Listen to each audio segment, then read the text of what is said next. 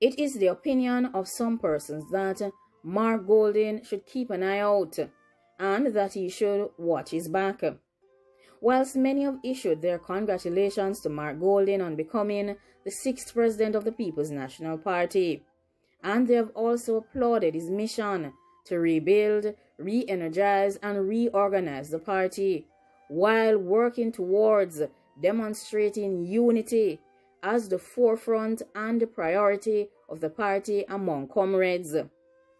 They have also indicated that he has received a massive mandate from the delegates, and this is more votes than what Portia Simpson Miller and Dr. Peter Phillips would have received when Portia Simpson Miller was victorious over Dr. Peter Phillips in 2006 and 2008, despite the PNP not being fully united in 2020.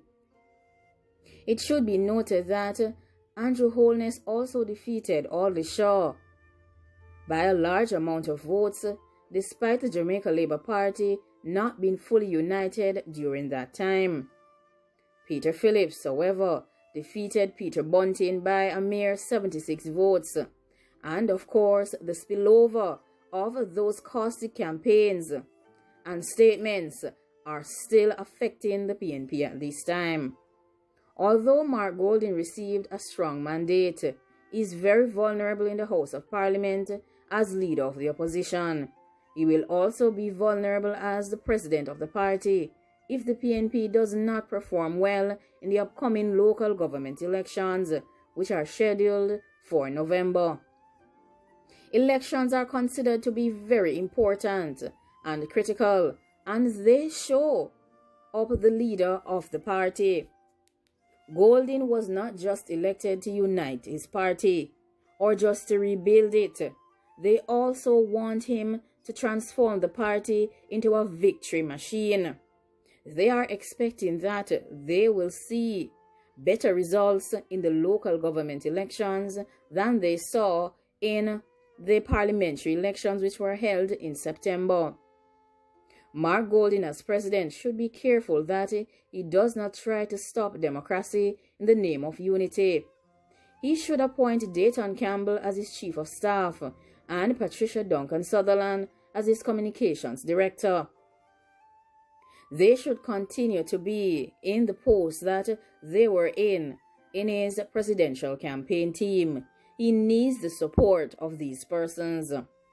If all PNP appointed senators resign due to principle, I believe only Donna Scott Motley, Damon Crawford, Floyd Morris, and Gabriella Morris should stay. Peter Bunting, Patricia Duncan Sutherland, Dayton Campbell, and Omar Newell should replace, and it may replace Janice Allen, Lambert Brown, Sophia Fraser-Binns, and Norman Horn. If he were to do so, then he would have 8 persons in the upper house who are fully supportive of him.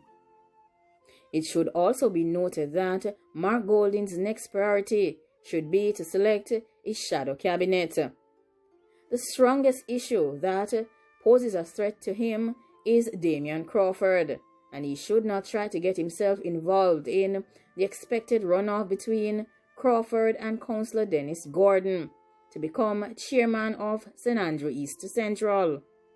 Duncan Sutherland and Keith Duncan have links to that seat through their late father D.K. Duncan, but it is the opinion of some that Mark Golding should let them stay out of that seat in an effort to become potential candidates for the replacement of Dr. Peter Phillips when he would issue his statement of resignation for St. Andrew East Central.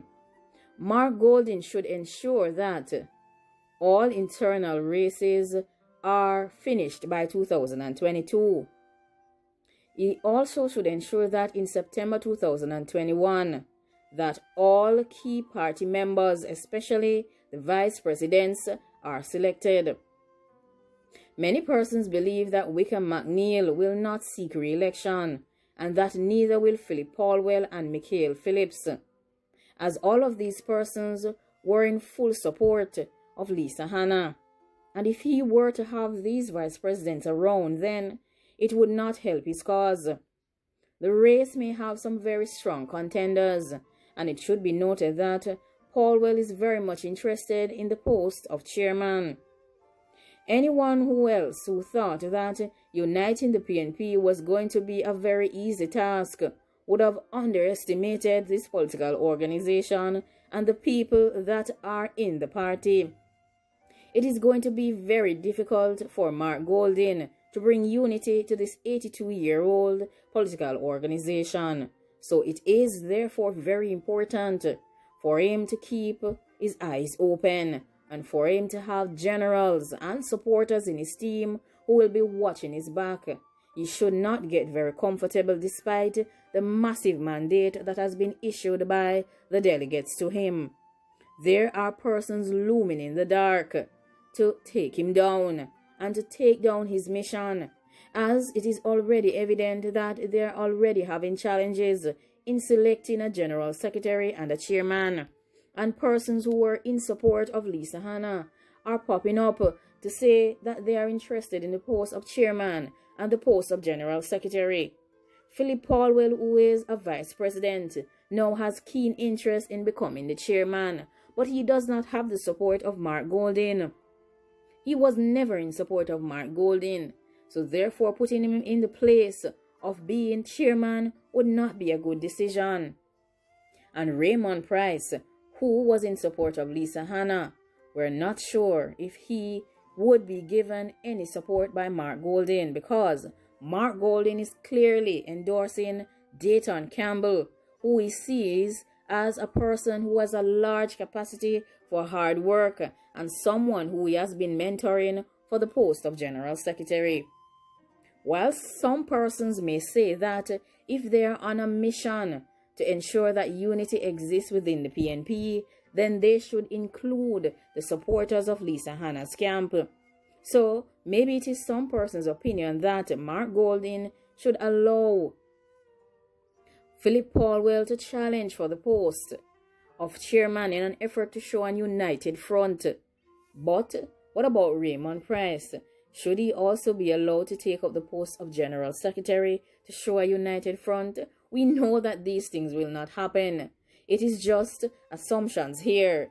But we know who has the support of the president. It is Dr. Angela Brown-Burke for the post of chairman and Dr. Dayton Campbell for the post of general secretary. So we are expecting that the National Executive Council may also agree with the president, because this is the traditional way. He needs to have the support of his general secretary and the support of his chairman. However, he currently is in the midst of 4 vice presidents whom he is not sure have provided him support, because 3 out of these 4 previously declared their full support for Lisa Hanna. And with Damian Crawford, it is unknown. No one knows who he was in support of.